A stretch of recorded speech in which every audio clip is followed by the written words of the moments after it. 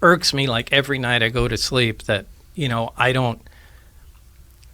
that it was my own doing, essentially. One of them is Bob Lazar, an icon in the world of UFOs and aliens. This brilliant mind has finally broken his silence on aliens, warning that they are coming. What has Lazar just said about aliens, and what is the fate of the Earth when they arrive? Stay tuned as we dive into what Bob Lazar has to say as he breaks his silence on aliens. The subject of aliens or extraterrestrial beings is a touchy one, with extensive efforts made to hide the truth from the general public. However, as hard as they may try, the truth still gets out in the end thanks to the untiring effort of some scientists. If you are familiar with aliens and UFO circles, one of the names you might have come across is Bob Lazar. Some people see him as a controversial figure, but that has not stopped many of his claims from being confirmed, even years after he made them.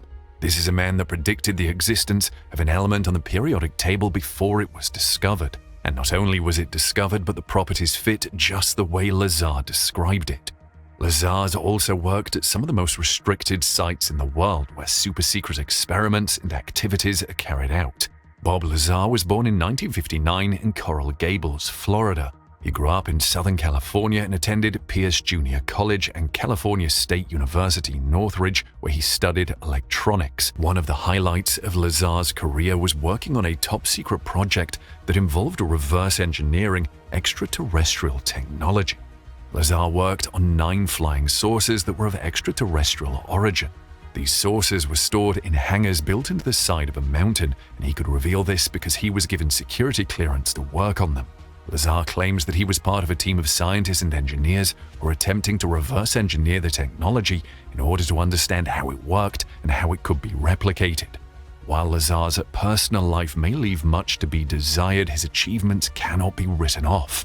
Interestingly, one of his major discoveries has landed him in trouble with the authorities that apparently want some things to remain hidden. Lazar's business and home would even be raided in this concerted effort to keep things as they are. This was how it began. On May 24, 1989, Lazar took the first steps toward becoming one of the most influential figures in UFO lore during a live interview with investigative reporter George Knapp on KLAS Las Vegas. Concealing his identity and going by the alias Dennis. What's going on up there? Well, there's several, actually 9 flying saucers, flying discs.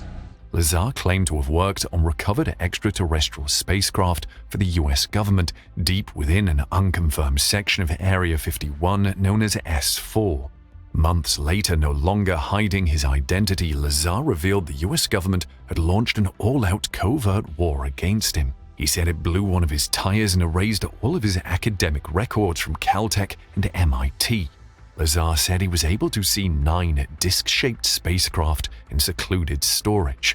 While they were roughly the same size of about 52 feet in diameter and shaped like a flat disc, he remarked that they all looked different.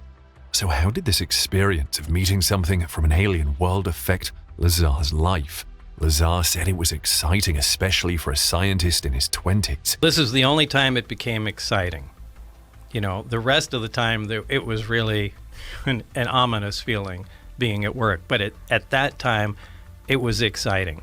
I mean, now I knew we were on the absolute beyond the cutting edge of science. And I was so absolutely excited to be there every single time I was. But the excitement quickly wore off and kind of became dreadful because of the sheer power of the reactor they were dealing with. It was scary that such a small rocket could produce so much gravitational force. Lazar confessed it was a dangerous thing because many things they were dabbling into were completely unknown.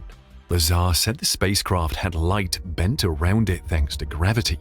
But to his surprise, the handlers were able to communicate with the pilot inside, which shouldn't be. This was because as gravity bends light, it envelops the craft in such a way that all forms of energy are distorting. However, thanks to a technology that Lazar admitted he didn't know about, it was possible to communicate with the occupants inside the craft.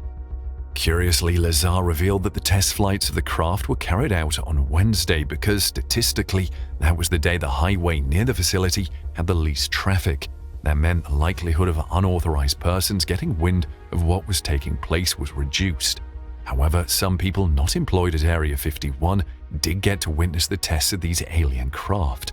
This was another interesting footnote to Lazar's story. Lazar said he was booted out when it became apparent that his wife was having an affair. Do you wonder how the affair affected Lazar's career?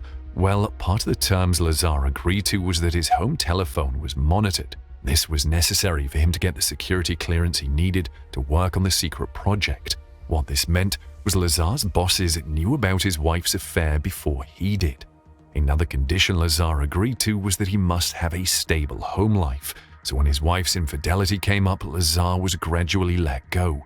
However, Lazar wasn't just allowed to move on with the rest of his life. He said he started to get followed around by special agents, which greatly interrupted his personal life and caused him a lot of anxiety. Lazar says the aliens that brought the spacecraft could have evolved technologically on a different path and at a different rate than us. He said the aliens in Zeta Reticuli could have started making progress technologically using the powerful element 115 as fuel. Starting from such a powerful fuel, it is not impossible for them to achieve a progression rate that we humans can only dream of. Lazar also states that he thinks technology will fuse with us humans at some point and that it's already happening. Well, Elon Musk is bent on making that happen. His company Neuralink may start trials of his brain implant chip on humans this year after recording success testing it on animals. Let's hear your thoughts on the existence of aliens in the comment section below.